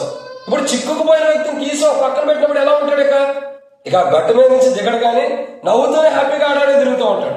ఇక నేను చెప్పదచ్చింది ఏంటంటే, ఒక మానవుడు ఆపదలు కానీ కష్టాలనే బాధలో చిక్కుకుపోయినప్పుడు వాటిల్లో నుండి దేవుడు తీసి గట్టు మీద పెడుతున్నాడు. ఈ దేవుడు మనం చిక్కుపోయిన స్థితి నుండి బయట పెట్టాడంటే అర్థం ఏంటి? ఈ ఇరుక్కుపోయిన చిన్నపిల్లవాడు మనం తీయకపోతే అరిసి కేకలు పెట్టి ఏడ్చేసి ఏమవుతాడు? సమస్యలపై పడిపోతాడు. ఒకవేళ సమస్యలు పడిపోతే ప్రాణహాని జరగవచ్చు, జరగకపోవచ్చు, చెప్పలేము. ప్రాణహాని జరిగింది ఎవరేం చేయలేము. ఇప్పుడు దేవుడు ఏం చేస్తాడంటే, అదే మానవం ఆ చిన్నపిల్లవాడిని మనం కాపాడినప్పుడు చిన్నపిల్లవాడు ఎలా సంతోషం ఉంటుందో, కష్టాల్లో ఆపదల్లో చిక్కుకుపోయిన మనల్ని, కూరుకుపోయిన మనల్ని ఆయన స్వహస్తాలు ఇచ్చి మనల్ని పైకి లేపి ఒడ్డు మీద పెడుతున్నాడు. అప్పుడు దీన్ని బట్టి మన ప్రాణం కాపాడబడినట్ట, పోతున్నట్ట? కాపాడబడ్డాడు. దీన్ని బట్టి మనం దేవునికి ఏం చేయాలి? కృతజ్ఞత చెల్లించాలి. దేవా, నా ప్రాణం ఇలాంటి స్థితిలో ఉన్నప్పుడు నువ్వు కాపాడేవు, ఆపదల్లో ప్రాణం పోకుండా కాపాడే ఒడ్డును పెట్టే ప్రభు నీకు వందనాలు, కృతజ్ఞత చెల్లించాలి. ఇదన్నమాట 4. కాబట్టి ఆపదలు అంటే కష్టాల్లో చిక్కుకుపోయినప్పుడు దేవుడు మన ప్రాణాన్ని కష్టంలో నుండి తీసి ఒడ్డును పెట్టినందుకు దేవుని కృతజ్ఞత చెల్లించాలి. ఇక 5వ విషయం చూద్దానండి. 5వ మాట చూస్తున్నది కీర్తన గ్రంథం 138వ అధ్యాయం 7వ వచనం చివరిలో, నా శత్రువుల కోపం నుండి నన్ను రక్షించుటకై నీవు నీ చేయి చాపెదవు, నీ కుడిచే నన్ను రక్షించును. కాబట్టి ఇక్కడ రాయబడినటువంటి మరొక మాట ఏంటంటే ప్రియులారా, ఎన్నో మాట ఇది? 5. ఏమన్నా? నీ చేయి చాపి నా శత్రువుల కోపం నుంచి నన్ను తప్పిస్తావని అర్థం. నీ కుడి చెయ్యి వల్ల నన్ను రక్షిస్తావు. కాబట్టి దేవుడు మన శత్రువుల చేతుల నుంచి రక్షిస్తున్నాడు. ఎలా రక్షిస్తున్నాడంటే తన కుడి హస్తంతో. ఇక్కడ రాయబడిన మాట అదే, నీ చెయ్యి అని, నీ కుడి చెయ్యి అని రాయబడుతూ వచ్చింది. మన శత్రువులు మనం వెంటాడుతున్నప్పుడు, మన శత్రువులు మన మీద కోపం తెచ్చుకుంటున్నప్పుడు, మన శత్రువులు కోపం నుండి, ఏ కోపం అయితే మన శత్రువులు ఎవరైతే మన మీద కోపం తెచ్చుకుంటున్నారో వారి కోపం నుండి దేవుడు మనం కాపాడుతున్నాడు. శత్రువుల కోపం నుండి దేవుడు కాపాడుతున్నందుకు దేవునికి ఏం చేయాలి? కృతజ్ఞత చెల్లించాలి. దేవా, నిజమే నా శత్రువులు అనేక మంది ఉండొచ్చు, నాకు ఎంతో మంది శత్రువులు ఉండొచ్చు, కానీ ఆ శత్రువుల దగ్గర నుంచి నన్ను ఏం చేసావు? నువ్వు నీ కుడి హస్తంతో నన్ను కాపాడేవు. అర్థమవుతుందండి ప్రియులారా? దేవుని యొక్క కుడి హస్తంతో మన శత్రువుల దగ్గర నుంచి దేవుడు మనం కాపాడుతున్నాడు. ఎంత గొప్పవాడు చూడండి దేవుడు, ఎంత గొప్పవాడు. మరి ఇటువంటి దేవుడు మనం కృతజ్ఞత చెల్లించకపోతే ఎంత తప్పో తెలుసా? ఒకటి, మనకు అవసరమైనప్పుడు దేని గురించి అవసరం దాని గురించి ప్రార్థించినప్పుడు సమాధానం ఇస్తున్నాడు, దాన్ని బట్టి కృతజ్ఞత స్థుతులు పూర్ణ కృతజ్ఞత చెల్లించాలి. రెండోదిగా మనం మనోధైర్యం లేకుండా బలహీనతలో ఉన్నప్పుడు మనకు మనోధైర్యాన్ని ఇచ్చి మనం నిలబెట్టి మనల్ని బలపరుస్తున్నాడు, దాన్ని బట్టి మనం దేవుని కృతజ్ఞత చెల్లించాలి. 3, ఆయన వాక్కును బట్టి ఏదైతే మాట్లాడడం మనతో దాన్ని బట్టి కృతజ్ఞత చెల్లించాలి. 4వదిగా ఆపదలు అంటే కష్టాల్లో చిక్కుకుపోయినప్పుడు కష్టాల్లో నుండి తీసి మనల్ని పక్కన పెట్టాడు ఆయన గట్టి మీద, దాన్ని బట్టి దేవుడు పూర్ణ కృతజ్ఞతాస్తుతులు చెల్లించాలి. ఇక 5వ మాట ఏంటంటే ఇక్కడ రాయబడిన మాట, మన శత్రువులు ఎవరైతే ఉన్నారో వాళ్ళ దగ్గర నుంచి ఆయన కుడి హస్తం మనల్ని ఏం చేసింది? రక్షించింది. దేవుని కుడి హస్తం మనం రక్షిస్తూ వస్తుంది. ఈ లోకంలో మనకు శత్రువులు ఎవరంటే సహజంగా మనం ఎవరితో అయితే కోపగించుకుంటామో, ఎవరైతే తిడతామో వాడు మన శత్రువులు అంటాం. కానీ వాడు కాదు మన శత్రువులు. మన శత్రువు అంటే ఎవరు? బైబిల్ రాయబడుతూ వచ్చింది సాతానుడు. ఎవరు శత్రువు అంటే? సాతానుడు. ద్వేషం అంటే ఎవరి మీద వచ్చింది? మనకి సాతానుడి మీద వచ్చింది. శత్రువు అంటే ఎవరు? సాతానుడే. ఈ లోకంలో సాతానుడు ఏం చేయాలనుకున్నాడంటే మనల్ని మృంగివేయడానికి ఇష్టపడుతున్నాడు. అదే మొదటి పేతురు రాసిన పత్రిక 4వ అధ్యాయం 8-9 వచనాల్లో రాయబడుతున్న మాట. మరి సాతానుడు ఏం చేస్తాడని బైబిల్ రాయబడుతూ వచ్చింది. సాతానుడు గర్జించే సింహం అని ఎవరిని మింగుదునని తిరుగులాడుతున్నాడు, వెతుకుతున్నాడు ఎవరిని మింగుతున్నాడు. శత్రువు ఏం చేస్తాడంటే మన ప్రాణాన్ని తీసుకోవడానికి ఎదురు చూస్తాడు. ఏం చేస్తాడు శత్రువు? మన ప్రాణం కోసం ఎదురు చూస్తాడు. కానీ దేవుడు ఎంత గొప్పవాడో చూడండి. మన ప్రాణం పోకుండా ఏ శత్రువు మనకి ఏ కీడు చేయకోకుండా శత్రువు యొక్క కోపం నుండి దేవుడు ఏం చేశాడు? మనల్ని కాపాడాడు. కోపం నుండి కాపాడబడటం అనేది చాలా విలువైంది. ఎందుకు ఈ మాట అంటామంటే ఒక్కోసారి మనం అంటాం, నా కోపం వస్తే నేను మనిషిని కాదంటాం. అంటాం లేదా? నా కోపం వచ్చిందంటే నేను ఏం చేస్తానో తెలియదు కోపంలో అంటాం. కోపంలో నేనేం చేస్తానో నాకు తెలియదు. ఏదైనా చేసేసావు, తర్వాత ఏ సేవకుడు ఎవరో ఒకళ్ళు వచ్చి ఎందుకయ్యా ఎందుకమ్మా ఎట్లా చేశారంటే అన్న టైంలో కోపం వచ్చేసింది అన్న, నేనేం చేశానో నాకు తెలియదు అంటాం. ఏమంటావు? నా కోపం వచ్చేసింది ఆ టైంలో నేనేం చేశానో కూడా నాకు తెలియదు అంటాం. కోపము మానవుడు ప్రాణం పోవటానికి కూడా ఒక అందుకు ఉపయోగపడింది. అదే శత్రువులు దావీదు రాజు ప్రాణం పోవటానికి కూడా తీసుకోవడానికి ప్రయత్నిస్తున్నప్పుడు దేవుడు తన ప్రాణంను దావీదు రాజును ఆయన కుడి హస్తంతో రక్షిస్తూ వచ్చాడు. దేవుడు తన కుడి హస్తంతో రక్షించాడు. ఈరోజు దాన్ని బట్టి మనం కృతజ్ఞత చెల్లించాలి. ఏమని? దేవా, దావీదు రాజుకే కాదు నా జీవితంలో కూడా నా శత్రువులు ఎంతో మంది నా మీదకి వస్తున్నప్పుడు, వాళ్ళ కోపం నా మీదకు రగులుకుంటున్నప్పుడు, దేవా నువ్వు నన్ను వాటి నుండి కాపాడావు. శత్రువుల యొక్క కోపం నుండి నన్ను కాపాడి నీ కుడి హస్తంతో నన్ను రక్షిస్తూ వచ్చావు. ఈ లోకంలో సాతానుడు మనం మింగాలని ఎదురు చూశాడు. సాతాను చేతుల నుంచి దేవుడు మనం విడిపించి పరలోక రాజ్యానికి దేవుని రాజ్యానికి వారసులుగా చేసి మనకు రక్షణ మార్గం పాప క్షమాపణ నుంచి దేవుని రాజ్యానికి వారసులుగా చేసినందుకు దేవుని మనం ఏం చేయాలా? ఆరాధన చేయాలి, కృతజ్ఞత చెల్లించాలి. ప్రభా, దీన్ని బట్టి నీకు వందనాలు. సాతానుడు నా మీద కోపంతో ఉండి నన్ను మృంగటానికి ఎదురు చూశాడు. నువ్వు నన్ను రక్షించుకున్నావు, నా పాపాలు క్షమించు, నా జీవితాన్ని మార్చావు, నాకు పాప క్షమాపణ ఇచ్చి నన్ను పరలోక రాజ్యానికి వారసుడిగా చేసుకున్నా ప్రభా. దేవుడిని ఏం చేయాలి? మనం ఆరాధించాలి, కృతజ్ఞత చెల్లించాలి. నీకు వందనాలు ప్రభా. విన్న మాట 5. ఇక చివరి మాట చూసి ముగిద్దామండి. చివరి 2 మాటలు. 6వదిగా కీర్తనల గ్రంథం 138వ అధ్యాయం 8వ వచనం. యెహోవా నా పక్షమున కార్యము సఫలము చేయును. ఏమన్నా ఎవరితో వచ్చిందండి? యెహోవా నా పక్షమున కార్యం సఫలం చేయండి. నా పక్షముగా పని కొనసాగిస్తాడని అర్థం. దేవుడు ఎలాంటి వాడంటే ఆయన కృతజ్ఞతాస్తుతులు మనం చెల్లించవలసిన కారణం ఏంటంటే ఆయన మన పక్షాన్ని ఏం చేస్తున్నాడు? మన పని ఆయన సంపూర్తి చేస్తున్నాడు. ఒక మాట చెప్పాలంటే మన పని ఆయన కొనసాగిస్తున్నాడు. మనం ఏదైతే ఒక పని ఆరంభించి దాన్ని ఆపేద్దామో దాన్ని ఆయన కొనసాగిస్తున్నాడు. మనం ఏ పని ఆరంభించినా మనకు తెలీదు, ఈ పని చేద్దాం అనుకుంటాం, దాని మధ్యలోనే ఆపేద్దాం. కానీ దాన్ని కొనసాగించేవాడు ఎవరు? దేవుడే. అంటే దేవుడు మన ప్రతి పనిని కూడా ఏం చేస్తున్నాడు? ఆయన కొనసాగిస్తున్నాడు, ఆపేట్లా. చూడండి, మనం పొందిన రక్షణ మధ్యలో ఆపేట్లా. మన విషయంలో దేవుడు ఇచ్చిన రక్షణ మధ్యలో ఆగిపోవాలి. మనం ఈ లోకయాత్ర ముగించేంత వరకు కూడా దాన్ని కొనసాగింపజేస్తున్నాడు. దేవుడు కొనసాగింపజేస్తున్నాడు.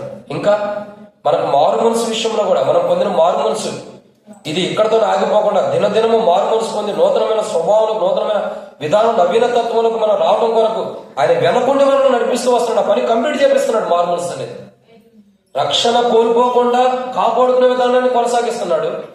దినదినము మారు మనసు అన్నది కొనసాగిస్తున్నాడు. మన జీవితంలో ఏదైతే ఆయన పరిశుద్ధత ఇచ్చాడో ఆ పరిశుద్ధతను కోల్పోకుండా దాన్ని ముగింపు వరకు కూడా కొనసాగిస్తున్నాడు దేవుడు. అంటే మనం ఆరంభించిన పని మనం చేయటం లేదు, ఆయన మనలో ఉండి కార్యసాధకం చేసి మన పని ఆయన ముగిస్తున్నాడు. ఎంత గొప్ప కార్యం చూడండి. పని ఏం చేస్తాడు? ఆయన ముగించేవాడు. అన్నాడు కార్యములు అంటే పని సఫలం చేయడం అంటే చేస్తున్నాడు అని అర్థం. ఆయన చేస్తున్నాడు అని అర్థం. మనలో మనం రక్షణ కాపాడుకోవాలి. అంత బైబిల్ రాయబడుతుంది. తమ సొంత రక్షణను కొనసాగించాలి, కాపాడుకోవాలి, భయముతోను వణుకుతోను. ఇంకా పరిశుద్ధత కలిగి ఉండటం ప్రాముఖ్యత. నేను పరిశుద్ధుని కనుక మీరు పరిశుద్ధులై ఉండమన్నాడు. ఇంకా చూసినట్లయితే మారు మనసు, ప్రతి విషయంలో మారు మనసు అన్నది అవసరం. ఈ మారు మనసు లేకపోతే మానవుడికి చాలా కష్టం. మారుమనసు అన్నది చాలా ప్రాముఖ్యమైనది. ఇవి మనం కొనసాగించలేము. ఎప్పుడు కొనసాగిస్తాం మనం? ఆదివారం బాల దగ్గరికి పోతే మారుమనసు వచ్చింది. మన రక్షణ ఎప్పుడు గుర్తొచ్చింది? ఆరాధన వర్తమానం చెప్పినప్పుడు గుర్తొచ్చింది. ఎందుకు? ఆయన ఇచ్చిన రక్షణ బట్టి దేవుడిని ఆరాధిస్తాం. మారుమనసు బాల దగ్గరికి వచ్చి సరి చేసుకోవాలని బట్టి సరి చేసుకుంటాం. ఇక పరిశుద్ధత అంటారా? ఎప్పుడు పాపంలో పడిపోతే దేవుడు వస్తే నరకానికి వెళ్ళిపోతామని అయ్యో పరిశుద్ధత అంటాం. అంటే మన అవసరాన్ని బట్టి గుర్తు తెచ్చుకుంటున్నాం. కానీ ప్రభు కొనసాగింపజేస్తున్నాడు మనలో. ప్రతిదినము ఆయన ఏం చేస్తున్నాడు? కొనసాగింపజేస్తున్నాడు. మనం పొందిన రక్షణ, పొందిన మారు మనసు, ప్రభు ద్వారా అనుమతించబడిన పరిశుద్ధత ఏ నాటికి మనలో నుండి దూరంగా వెళ్ళిపోకుండా, మనం దూరం చేసుకుంటున్నా ఆయన దూరంగా చేయకోకుండా తన పరిశుద్ధాత్మను మనలో ఉంచి కొనసాగింపజేస్తున్నాడు. మనం పొందిన రక్షణ, మారు మనసు, పరిశుద్ధతని వెనకాడికి ఏ బిడ్డలైనా మనం అశ్రద్ధగా ఉండా, మనం ఆలస్యంగా ఉండా, మనం చేయలేని స్థితిలో ఉందా, ఒకసారి మన పనులను బట్టి, మన పరిచయం బట్టి, మన బిజీని బట్టి, మనం అనుకున్న దేవుడు ఆశించిన రీతిలో మనం లేకపోయినా, రక్షణ కాపాడుకోలేకపోయినా, మారుమనసు సరైనదని పొందకపోయినా, పరిశుద్ధతను కాపాడుకోకపోయినా, ఆయనైతే మనలో ఉండి తన పరిశుద్ధాత్మ ద్వారా ఏం చేస్తున్నాడు? మనం ఆరంభించిన పనిని ఆయన ముగింపు చేస్తున్నాడు, కొనసాగిస్తున్నాడు. ఆయన ముగింపు కాదు, కొనసాగిస్తున్నాడు.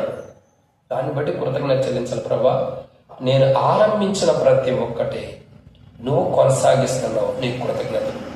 అది బహుశా నువ్వు ఇల్లు కట్టుకోవడం అవ్వచ్చు, కుటుంబ విషయాలు అవ్వచ్చు, ఏ విషయాలైనా. ఇంకో మాట చెప్పాలంటే, వీళ్ళ పెళ్లి రోజు చెప్పాల్సింది కానీ కుదరలా. పెళ్లి టైంలో కూడా మనం మాట్లాడుకోవటం వరకే మన వంతు, చూడటం వరకు మన వంతు, మాట్లాడుకోవడం కూడా కాదు. సహోదరుడిని చూడటం వరకు మన వంతు. పలానా చోట అమ్మాయి ఉందంటే అంత, పలానా చోట అబ్బాయి ఉన్నాడంటే అంత, అంతవరకు మన వంతు. కానీ వాళ్ళిరువురు కలిసి అంతవరకు కూడా పని చేస్తుంది ఎవరంటే దేవుడు. వాళ్ళిరువురిని ఒక ధాటికి, ఒక కాటి మీదకి, ఒకే మనస్తత్వం మీదకి తీసుకొస్తుంది ఎవరు? దేవుడే. దేవుడే ఒకే మనస్తత్వం మీదకి తీసుకొస్తున్నాడు.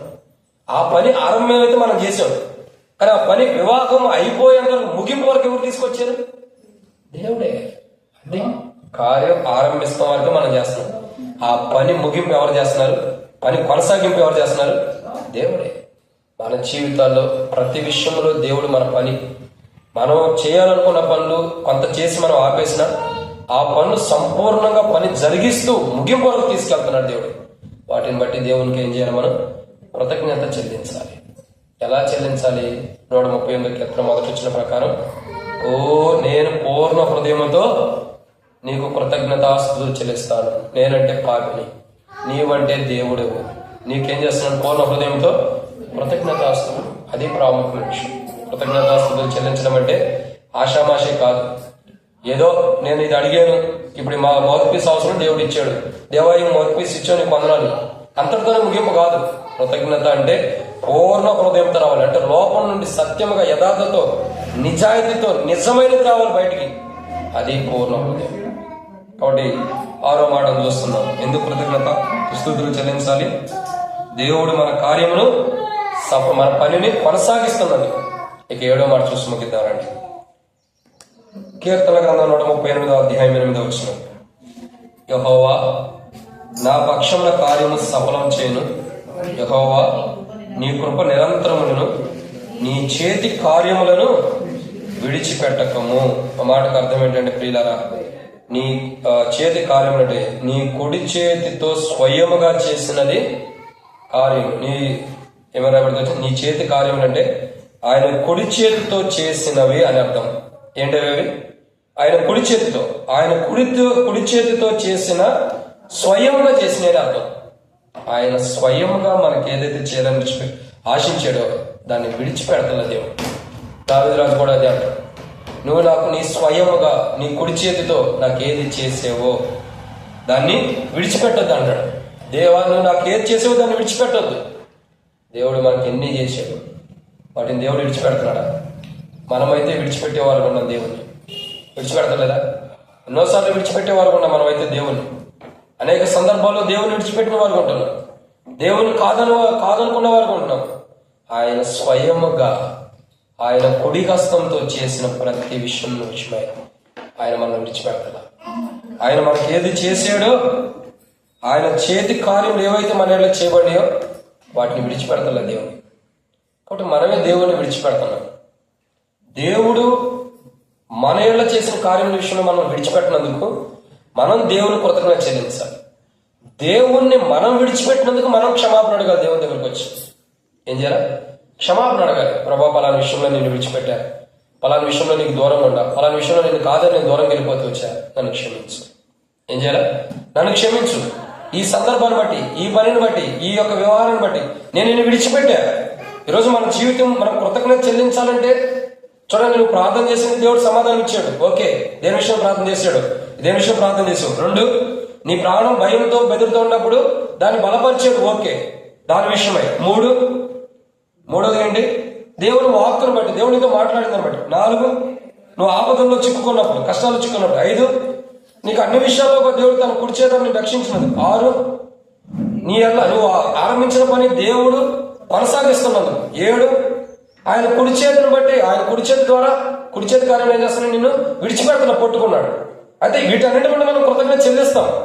దేవుడు మనం చేసే మొదటి ప్రాంతంలోని కుటుంబ నిమిత్తమే అన్నీ ఉన్నాయి. ఈ యొక్క రవీంద్ర బ్రదరు, మరి సహోదరి, మరి వాళ్ళిద్దరు జతపరచబడింది, ప్రార్థన ద్వారా జతపరచబడిపోవడం, ప్రార్థన చేసే వారి కొరకు. తర్వాత వారి వివాహం, మొదట వాళ్ళు చక్క కట్టబడతాం, తర్వాత వాళ్ళ వివాహం కొరకు, తర్వాత చక్క కట్టబడుతుంటే ఒకటి కావడం కొరకు, వాళ్ళ వివాహం చక్కగా జరగడం కొరకు, తర్వాత ఇంకా వారి వివాహం తర్వాత వారి గర్భఫలం కొరకు, మరి డెలివరీ టైంలో చక్కగా డెలివరీ అవ్వాలి, డెలివరీ అయిన తర్వాత బిడ్డను దేవుడు ఇచ్చినట్టు దేవుడికి వందనాలు, వాళ్ళ బిడ్డ కాపాడబడాలి. మరి ఇవన్నీ మొదటి పాయింట్లోనే ఉండి ఇవన్నీ కూడా వాళ్ళ గురించి ఇవన్నీ దేవుడు చేస్తూ వచ్చాడు. వీటన్నిటిని బట్టి ఓకే, కృతజ్ఞతాస్తుతులు చెల్లించాలి కాదని నేను అంటున్నా. ఇవన్నిటిని బట్టి నువ్వు కృతజ్ఞత చెల్లించాలంటే దేవుడిని విడిచిపెట్టిన మనము దేవుని దగ్గరకు వచ్చినప్పుడే కృతజ్ఞత చెల్లించాలి. ఏం చేయాలండి? నువ్వు దేవుని కృతజ్ఞత చెల్లించాలి. దేవా, నా ప్రార్థన ఉన్నా నీకు కృతజ్ఞతలు, నన్ను విడిచిపెట్టిన నా ప్రాణం బలహీనంగా ఉన్నప్పుడు బలపరచని కృతజ్ఞతలు, నేను ఆపదలు ఉన్నప్పుడు నన్ను ఒడ్డుకు తీసిపోయా పక్కన పెట్టని కృతజ్ఞతలు, చిక్కుపోయినప్పుడు బయట తీసుకొచ్చి ఓకే, వీటన్నిటికీ కృతజ్ఞత చెల్లించాలి. వీటన్నిటికీ కృతజ్ఞత చెల్లించాలంటే నీకు ఒక స్థానం అవసరం, నీకు ఒక స్థాయి అవసరం, నీకు అర్హత అవసరం. ఏంటి అర్హత అంటే తిరిగి రావటం. ఎక్కడ దేవుని విడిచిపెట్టావో తెలుసుకోవాలి. అదే నీ అర్హత, అదే నీకు ఇచ్చేటటువంటి ప్రాముఖ్యత. ఎక్కడ దేవుని విడిచిపెట్టావు? ఈరోజు దేవుని దగ్గరకు వచ్చాం, దేవుని సన్నిధికి వచ్చాం, దేవుని సన్నిధిలో కూర్చున్నాం, కృతజ్ఞత గుడిలో కలిగి ఉన్నాం. ఈరోజు మనం దేవుని నిజంగా కలిగి ఉన్నామో విడిచిపెట్టామా? మన మాట ద్వారా, మన ఆలోచన ద్వారా, మనం జీవించే జీవితాన్ని బట్టి దేవుణ్ణి విడిచిపెట్టామా? ఇలా ప్రతిదీ అవసరం. నోటి మాటలు లెక్కించబడుతున్నాయి, ప్రవర్తన ఫలం ఉంది, బైబిల్ రాబట్టి వచ్చింది. క్రియల ప్రాముఖ్యత ఉంది. దేవుని మందిరం వెళ్ళినప్పుడు ప్రవర్తన జాగ్రత్తగా చూసుకోమని మన ప్రవర్తన బట్టి మనకు బహుమానం ఉంది. నీ నోటి మాటలు రాయబడుతూ వచ్చింది, నోటి మాటలు బట్టి బహుమానం ఉంది. ఇంకేముంది? వాని క్రియలు చొప్పున ప్రకటన 12 రాయబడుతూ వచ్చింది, క్రియలు బట్టి బహుమానం ఉంది. అంటే మనం ఏ విషయంలో దేవుని విడిచిపెట్టామో అది దేవుని దగ్గరకు తిరిగి వచ్చినప్పుడే మనం చెల్లించే కృతజ్ఞత దేవుడు అంగీకరిస్తాడు. అది కూడా తిరిగి వచ్చి ఎలా చెల్లించాలి? ఏదో సేవకుడు తిరిగి మన ప్రభావం తిరిగి వచ్చాను, నా తప్పులు క్షమించండి అన్నట్టు కాదు. కీర్తన గ్రంథం 138 మొదటి వచ్చిన రాయబడి వచ్చింది, నేను పూర్ణ హృదయంతో నీకు కృతజ్ఞతాస్తుతులు చెల్లించేదును. ఈరోజు మనం కృతజ్ఞత దేవుడు చెల్లిస్తున్నామంటే అది దేవుడు చక్కగా జతపరచడం కానీ, గర్భఫలం ఇచ్చడం కానీ, మంచి బహుమానం, మంచి బాబు ఇచ్చడం దాని కానీ, దేవుడు ఎంతవరకు ఆయుష్ ఇచ్చడం కానీ, సంవత్సరం దాకా కాపాడడం కానీ, ఇవే కాదు. మనం దేవుని దృష్టిలో దేవుని కృతజ్ఞత చెల్లించాలంటే పూర్ణ హృదయంతో ఉండాలి. అలా పూర్ణ హృదయంతో ఎవరు చెల్లిస్తారంటే దేవుని విడిచిపెట్టి వెళ్ళిపోయిన వారు తిరిగి దేవుని దగ్గరకు వచ్చిన వారు చెల్లించగలుగుతారు. ఎవరైతే దేవుని విడిచిపెట్టి వెళ్ళారో వాళ్ళు తిరిగి దేవుని దగ్గరకు వస్తేనే కృతజ్ఞత చెల్లించగలుగుతారు. ఇది ప్రాముఖ్యత. ఎదుగు బాబు బయట ఉండమంటే మనం ప్రార్థన చేస్తున్నారమ్మా, వాళ్ళు వెళ్ళిపోతారు. కాబట్టి ఇక్కడ త్వరగా కాబట్టి దేవుని యొక్క వాక్యాన్ని చూసినట్లయితే ప్రియులారా ఏం చేయాలా? మనం పూర్ణ హృదయంతో దేవుని కృతజ్ఞత స్తుతులు చెల్లించాలంటే మొదట మనం దేవుని విడిచిపెట్టిన సంగతి తెలుసుకోవాలి. దేవుణ్ణి ఎక్కడ విడిచిపెట్టావు? దేవుని కాదని లోపల ఎక్కడ జీవిస్తున్నావు? ఎక్కడ పాపంలో జీవిస్తూ వస్తున్నావు? ఎక్కడ లోపంలో జీవిస్తూ వస్తున్నావు? ఎక్కడ దేవుని విరోధంలో జీవిస్తూ వచ్చాము? నిజంగా ఒకసారి గమనించు. మాట ద్వారా దేవుని విడిచిపెట్టావా? ప్రవర్తన ద్వారా దేవుని విడిచిపెట్టావా? క్రియల ద్వారా దేవుని విడిచిపెట్టావా? నీ ఆలోచన బట్టి దేవుని విడిచిపెట్టావా? నువ్వు జీవించే జీవితాన్ని బట్టి దేవుని విడిచిపెట్టావా? ఏ కోణంలో దేవుని విడిచిపెట్టావో దాని విషయమై ఈ రోజు ఎక్కడికి వచ్చి ఏం చేయాలి? మనం క్షమాపణ అడగాలి. ఆ క్షమాపణ అడిగిన తర్వాత దేవుని దగ్గరకు వచ్చి ఈ 7 అంతల ఆశీర్వాదం నువ్వు నాకు ఇస్తున్న ప్రభావం కృతజ్ఞతాస్తుతులు చెల్లిస్తే అప్పుడు దేవుడు వింటాడు. అవన్నీ కాకుండా మనలో బలహీనతలు పెట్టుకుని, మనలో అనారోగ్యం పెట్టుకుని, అనారోగ్యం మనలో తప్పులు పొరపాట్లు పెట్టుకుని దేవానికి కృతజ్ఞతలు అంటే దేవుడు వినడం. నువ్వు పూర్ణ హృదయంతో దేవుని కృతజ్ఞతాస్తుతులు చెల్లించాలంటే నువ్వు తప్పిపోయి నువ్వు తిరిగి రావాలి. దేవుడు నిన్ను విడిచిపెడతా, నువ్వు దేవుని విడిచిపెట్టేమో సరి చేసుకుని దేవుని దగ్గరికి రావాలి. అప్పుడే దేవుడు నువ్వు చెల్లించే కృతజ్ఞత వినగలుగుతాడు. చేసే ప్రార్థన అయినా కృతజ్ఞతలైన దేవుడు వినాలంటే ఎక్కడ దేవుని దగ్గర నుంచి దూరం వెళ్ళిపోయామో తిరిగి దేవుని దగ్గరికి రావాలి. అప్పుడు తప్పిపోయిన వాడు ఒక మాట చెప్పి నేను ముగిస్తున్నట్టు అయిపోయింది. బైబిల్లో ఒక వ్యక్తి ఉన్నాడు. ఒక తండ్రికి 2 కుమారుడు. ఒక కుమారుడు, పెద్ద కుమారుడు తండ్రి దగ్గర ఉన్నాడు. చిన్న కుమారుడు స్నేహితుల మాట విని దారి తప్పి వెళ్ళిపోయాడు. ఆస్తి ఐశ్వర్యం తండ్రితో గొడవాడు, నా భాగం నాకు ఇమ్మని తీసుకుని వెళ్ళిపోయాడు. వెళ్ళిపోయినటువంటి కుమారుడు ఏదో స్నేహితుల మాటలు విని రకరకాల విధానాల్లో ఆస్తి మొత్తం పోగొట్టుకున్నాడు. చివరికి పొట్టు తింటున్నాడు. పొట్టు తినే టైంలో గుర్తొచ్చింది, పొట్టు తినే టైంలో ఆస్తి ఐశ్వర్యం అంతా పోయింది. స్నేహితుల మాట విన్నాడు. జోదానికి, త్రాగుడికి, బానిసలకి, దానికి దేనికి అన్నిటి ఏది లేని వ్యసనం లేదు, అన్నిటికీ వాడేశాడు. స్నేహితులు కూడా డబ్బున్నప్పుడు ఏమన్నారు, అరే పిచ్చోడా మీ ఆయన దగ్గర డబ్బులుంటే ఆయన ఏం చేయడం, బయట తీసారా మనం దాన్ని ఓటికి 4 గంటలు చేసేద్దాం అన్నాడు. ఆయన బయటికి తెచ్చిన తర్వాత ఏమో తండ్రితో గొడవాడిన ఆస్తి నాకేం తెచ్చేసుకున్నాడు. తెచ్చుకున్న తర్వాత పక్కన ఉన్న వాళ్ళు ఎట్లుంటారు, మంచుకుంటారా? పేకాట ఆడదాం, ఎంజాయ్ చేద్దాం, జోదం ఆడదాం, రకరకాలన్నీ ఆడిచ్చారు. ఉన్నది మొత్తం తల మీద ఇంటికి మొత్తం గుడ్డు కొరికి చక్కగా పొట్టు తినే కాడ పెట్టి వెళ్ళిపోయి రెట్టోడట్టు పెట్టారంటే ఆ స్థితిలో తీసుకొచ్చి వెళ్ళిపోయి రెట్టేళ్ళట్టు. ఇప్పుడు అక్కడ ఉన్నాడు, పందులు మేపుకునే పొట్టు, పందులు మేపుతో పందులు తినే పొట్టు చూసుకుంటున్నాడు. అది తినబోయేటప్పుడు గుర్తొచ్చింది, అయ్యో నా తండ్రి ఎంత మంచోడు, నా తండ్రిని విడిచిపెట్టి నేను ఎక్కడికి వచ్చాను, నేను నా తండ్రిని విడవబట్టే కదా నాకు ఇన్ని కష్టాలు, నేను నా తండ్రి దగ్గరికి వెళ్తా, కనీసం నా తండ్రి నన్ను కొడుకుగా అంగీకరించకపోయినా నా తండ్రి ఇంటికాడ పనివాడు ఉన్నారు, సరే పనివాడిలో ఒకటిగా నేను పని చేసుకుని బతకవచ్చు అని తండ్రి ఇంటికి తిరిగి వచ్చాడు. తండ్రి ఏం చేశాడు తెలుసా, అదిగా అంత దూరంలో ఉండగానే దగ్గర తీసుకుని హద్దుకోవడానికి ఇష్టపడ్డాడు. తిరిగి తనకు ఉంగరం, తిరిగి తన చెప్పులు, వస్త్రములు, తన కొరకు సింహాసనం, బిందు సమకూర్చాడు. తండ్రి ఏం చేశాడు, దగ్గర తీసుకుని కౌగులించుకోవడానికి ఇష్టపడ్డాడు. ఈరోజు దేవునికి నీవైనా నిన్న కృతజ్ఞత చెల్లించాలంటే, పూర్ణ హృదయంతో కృతజ్ఞత చెల్లించాలంటే మొదట మనం దేవుని నుండి దూరం గెలిపిన మనం దేవుని దగ్గరికి రావాలి. అప్పుడు మనం దేవుని దగ్గరకు వచ్చి, దేవుని దగ్గరకు రావాలంటే సరి చేసుకోవాలి. సరి చేసుకుని దేవుని దగ్గరకు వచ్చి కృతజ్ఞత చెల్లిస్తే ఆ కృతజ్ఞతని దేవుడు వింటాడు. అది కూడా ఎలా కృతజ్ఞత చెల్లించాలా? పూర్ణ హృదయంతో. దేని కొరకు చెల్లించాలి? దేవుని ప్రార్థన, ఏ విషయం కొరకు ప్రార్థన చేసినా విన్నందుకు. దేవుని ప్రాణంలో ఉన్న భయం, నీలో ఉన్న భయాన్ని తీసివేసి నీకు లోపల కూడా అంతరంగంలో కూడా ధైర్యాన్ని ఇచ్చినది, బలాన్ని ఇచ్చినది, ఆపదల్లో నుండి దేవుడు కాపాడినది, నువ్వు చిక్కబడినప్పుడు ఆ కష్టాల నుండి తీసి బయట పెట్టినది. ఇంకా అనేక కోణాలు దేవుడు తన కుడి హస్తంతో నేను కాపాడినందుకు, ఆయన విడవకోకున్నందుకు, ఆయన కార్యం నీ ఎడ జరిగిస్తున్నందుకు, అన్ని విషయాల్లో కృతజ్ఞత పూర్ణ హృదయం. ఏంటంటే అరాకొరా కాదు. మళ్ళా చెబుతున్నాడు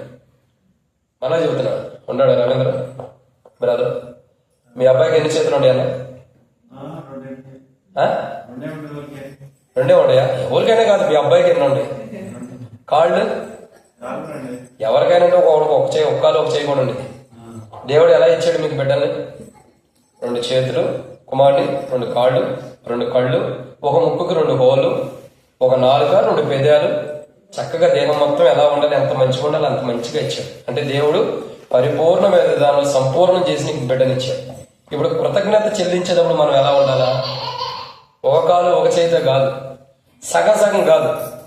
మనం కూడా దేవుడు మనకు ఎలా పూర్ణంగా ఇచ్చాడో, సంపూర్ణంగా ఇచ్చాడు, అట్లాగే మనం దేవుడికి కూడా కృతజ్ఞత చెల్లించాలి. కూడా అట్లు దేవునికి ప్రతి విషయంలో మనం కృతజ్ఞత చెల్లిద్దాం.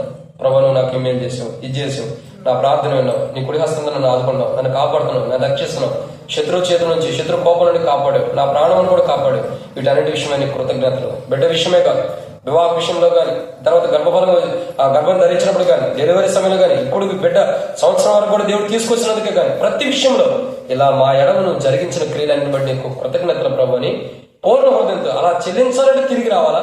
తిరిగి వచ్చి పూర్ణ హృదయంతో ప్రభు చేసిన మేలును బట్టి ప్రభు కృతజ్ఞతాస్తుతులు మనం చెల్లించినట్లు ప్రభు మనకు సహాయం చేయను గాక. ఆమేన్.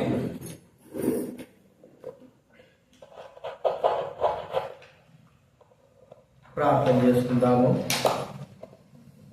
దావీదు మరి ప్రతి విషయంలో కృతజ్ఞతాస్తుతులను చెల్లిస్తూ వచ్చాడు.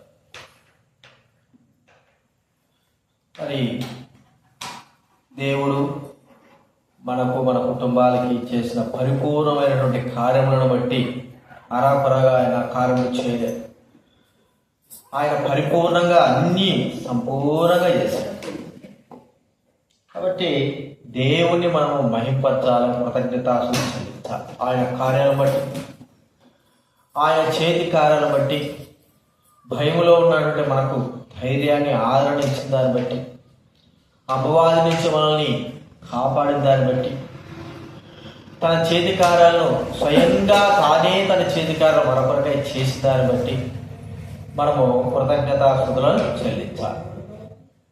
కాబట్టి హృదయపూర్వకంగా మనము మన హృదయంలో ఆరాధన చేసుకుందాం. ఎప్పుడు మనము చేయగలం ఆయన కృతజ్ఞతలు చెల్లించంటే తప్పిపోయి మళ్ళా తిరిగి మనం ప్రభు సన్నిధికి వచ్చినప్పుడు వాటన్నిటిని గుర్తు చేసుకొని మనం ప్రభువును స్తుతించి ఆరాధించాలి. ప్రార్థన చేసుకుందాము. ప్రేమగల తండ్రి, పరిశుద్ధమైన మా దేవ, జీవమైన తండ్రి, కృతజ్ఞతాపూర్వకంగా మీకు కృతజ్ఞతలు చెల్లిస్తాము. 138వ కీర్తన మొదటి 3 వచనాలు 8 వచనాల వరకు కూడా ప్రభువా దావీదు మహారాజ్ జీవితంలో మరి మీకు కృతజ్ఞతలు చెల్లించాడు. తన ప్రాణాన్ని కాపాడిన దాన్ని బట్టి ప్రభువా, తనను మరి భద్రపరిచిన దాన్ని బట్టి, మీరే తన కార్యాలను సఫలం చేసిన దాన్ని బట్టి, ఇంకా ఎన్నో విధాలుగా అపవాది నుంచి తనను రక్షించినందుకు, శత్రువుల నుంచి రక్షించినందుకు ప్రభువా తాను మీకు కృతజ్ఞతలు చెల్లిస్తూ వచ్చారు. మేము కూడా మా జీవితంలో తండ్రి మాకు ఎటువంటి లోపం లేకోకుండా సంపూర్ణంగా మాకు కానీ మా బిడ్డలకు కానీ మీరు చేసినటువంటి మేలు ఉపకారాలన్నిటిని బట్టి కూడా మీకు కృతజ్ఞతలు చెల్లిస్తూ ఉంటున్నాం. ఇంకా ఎవరైతే మీ మేలు గుర్తించలేక, మీ కారును గుర్తించలేక ఉన్నారు, ఇక్కడ ఇంకా ఎంతమంది అయితే మిమ్మల్ని అంగీకరించుకున్నారు, ప్రభువైన యేసు క్రీస్తును వచ్చి మాకు సమస్తమును జరిగించినామనే సత్యం ఇంకా ఎవరైతే గుర్తించలేక గ్రహింపు లేకున్నారు, మా పాప క్షమాపణ బట్టి సంపూర్ణంగా సమాప్తం చేయబడినటువంటి పాప క్షమాపణ బట్టి చేసినటువంటి కార్యాలను బట్టి గుర్తించలేని వారితో మీరు మాట్లాడినాయన కనికరించండి, రక్షించండి. ప్రభువా మీరు మారు మనసు పాప క్షమాపణ దయచేయండి. ఇక్కడ ఉన్న వారందరి కొరకై, వారి ప్రాణముల కొరకై, ఆత్మల కొరకై ప్రభువా మీరు మరి ప్రాణం ఇచ్చారు, చనిపోయారు, సమాజపడ్డారు, తిరిగి లేచారు. ఈ సత్యం మీ బిడ్డల వారు గ్రహించుటకు అనుగ్రహించిన దానిని బట్టి వారు కృతజ్ఞత చెల్లించుటకు సహాయం చేయవలసి మేము వేడుకుంటున్నాం. రవిని బట్టి స్తోత్రాలు, భగనైక్యం బట్టి వందనాలు, కుమారుడు ప్రభా బట్టి స్తోత్రాలు చెల్లిస్తూ ఉంటున్నాం. గత 11 నెలలు మీరు కాపాడారు. ఇది నాన్న ప్రభా 11 ప్రవేశపెట్టారు. నిజంగా ప్రభా సంవత్సర దయాకిరీటంగా ధరింపజేసిన రీతిగా బిడ్డను అన్ని విధాలుగా కాపాడుతూ వచ్చారు. వారిని జ్ఞాపకం చేసుకుని రక్షించండి, కనికరించండి. ప్రభా బిడ్డనిచ్చిన దేవుడు, కాపుదలిచ్చే దేవుడు, భద్రపరిచే దేవుడు, సహాయం చేసే దేవుడు. ఎప్పటికైనా కుటుంబంగా ఇద్దరు కలిసి మిమ్మల్ని ప్రేమించి మీరు వారి కొరకై చేసిన కార్యాలన్నింటినీ గుర్తించుకొని ప్రభా మీకు కృతజ్ఞతలు చెల్లించి ప్రతి ఆదివారం మీ సన్నిధిలో కాపాడడానికి నేర్పించున్నాయన కనికరించండి. మరచిపోకోకుండా ప్రభు మీరు చేసిన కార్యం మరచిపోకోకుండా తన భయభక్తులు కలిగిన వారుగా మిమ్మల్ని వెంబడించే బిడ్డలుగా చేయవలసి మనం చేస్తుంటున్నాం. తల్లిదండ్రులను బట్టి స్తోత్రాలు చెల్లిస్తూ ఉంటున్నాం. బంధువులను బట్టి స్తోత్రాలు. తన్ని మంచి వాతావరణం కూడా ఇచ్చారు, మీ దాసును బలపరిచి వాడుకున్నారు. ఈ యొక్క శుభదినంలో ప్రభావం మీరందరికీ నిత్య రక్షణ వాక్యమును మీరు ప్రకటింపజేసినందుకు మీకు కృతజ్ఞతలు చెల్లిస్తూ ఉంటున్నాం. నమ్మి విశ్వసించి ప్రభావం మిమ్మల్ని అంగీకరించి నిత్యరాజ్య మోక్షానికి వారసులు కావడానికి మీరు సహాయం చేయనైనా కనికరించండి. ప్రభావ మీ చిత్తానికి మమ్మల్ని మేము అప్పచెప్పుకుంటూ గంగారావు కూడా బలపరుచునైనా సహాయం చేయండి, తోడ్పడండి. ప్రభావ వచ్చిన వారందరం బట్టి స్తోత్రాలు. అన్ని విషయాలు సహాయపడ్డారు. తండ్రి దుర్గైన కూడా ఆరోగ్యం నింపండి, పరిపూర్ణ స్వస్థత నింపండి, జ్ఞాపకం చేసుకురండి. మా ప్రార్థనల దేవా మీకు స్తోత్రములు చెల్లిస్తూ ఎవరైతే ఇంకా రాలేకపోయినారో వారిని జ్ఞాపకం చేసుకుని రక్షించండి. ముందున్న కార్యక్రమాలు అన్నింటిలో కూడా మీరు తోడయండి. బంధు జనాంగం నుండి ప్రభావ వారు హృదయపూర్వకంగా సంతోషించగలిగి మీలో ఆనందించగలిగే బిడ్డలుగా వారిని చేయవలసి మనం చేస్తుంటున్నాం. సహాయం క్షేమంగా తీసుకొచ్చారు, మీకు కృతజ్ఞతలు చెల్లిస్తూ మహిమ ఘనత స్తుతి ప్రభావాలు ఆరోపిస్తూ మిదాసులు మహిదాసులు ప్రభావ మీరు తీసుకొచ్చేందుకు వందనాలు చెల్లిస్తా ఉన్నాం. బలపరిచి వాడుకున్నారు, మీకు స్తోత్రాలు. ప్రభా మీకు వందనాలు చెల్లిస్తూ ఉన్న వారందరి బట్టి వందనాలు చెల్లిస్తూ యేసు ప్రభు నామమున ప్రార్థించి వేడుచున్నాము తండ్రి. ఆమేన్.